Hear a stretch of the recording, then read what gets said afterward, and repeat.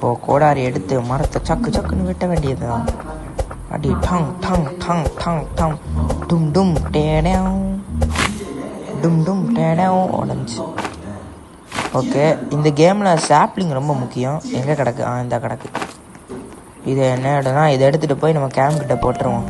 போட்டு இதை பிளான் பண்ணிடுவோம். பண்ணியாச்சு. இது வந்து கொஞ்ச நாள் ஒரு சர்வே பண்ண பிறகு இது ரொம்பவே கஷ்டம். ஏன்னா நம்ம அவுள் அது மாதிரிலாம் வந்துடுமா, வெளியில் போவே ரொம்ப கஷ்டம். ஸோ நம்ம கட் பண்ணுவோம். நல்லாவே இப்போ வந்து மேப் பெருசாயிட்டு இப்போ வந்து நம்ம நல்லா கலெக்ட் பண்ணிட்டு போய் போட்டுற வேண்டியது தான்.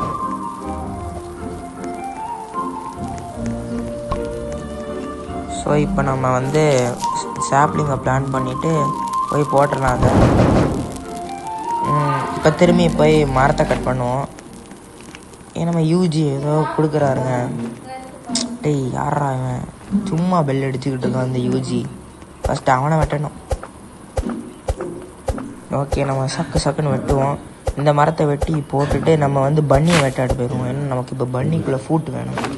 பன்னி ஃபுட்டை வச்சு குட் சேக், அப்படி இல்லைன்னா ஸ்ட்ராங் ஆக்ஸ், அப்படி இல்லைன்னா இது டார்ச் லைட் ஆகலாம். நம்ம ஃப்ரெண்டு யாரும் நமக்கு அக்செப்டாக டிக்ளேர்டான்னு கொடுத்தாங்க. நான் அக்செப்ட் பண்ணிட்டேன்.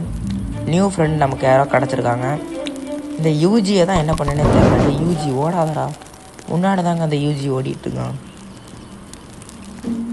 சரி, நம்ம போய் இப்போ பன்னியை வேட்டாடுவோம். ஃபஸ்ட்டு நம்ம கிடச்ச பன்னி தான். இந்த பன்னி குடு குடுன்னு ஓடுது. நான் வேணா ஸ்ப்ரிட்டை யூஸ் பண்ணி ஸ்பீடாக ஓடலாம். ஸ்ப்ரிண்ட்டை தெரியாமல் ஸ்ப்ரிட்டுன்னு சொல்லிட்டேன், மன்னிச்சுக்கோங்க. பொட்டலம் கட்டியாச்சு. பன்னி ஃபுட் கிடைக்கல, பன்னி மீட் தான் கிடச்சிருக்கு. இதை போய் ஃபயரில் போட்டு அடுத்த பன்னியை வேட்டாட போவோம். ஓகே, போட்டாச்சு. ஓகே, நான் யாரா சாப்ளிங் எங்கே போட்டிருக்கா? ஐயோ, ஸ்டெக் ஆகிட்டு. இங்கே போய் இதை கீழே போட்டு பிளான் பண்ணிடலாம். இங்கே நமக்குன்னு ஒரு பன்னி நிற்கி அடித்து இதை போட்டுற வேண்டியதான். டே ஓடாத. இது என்ன ரொம்ப பயங்கரமாக ஓடுது.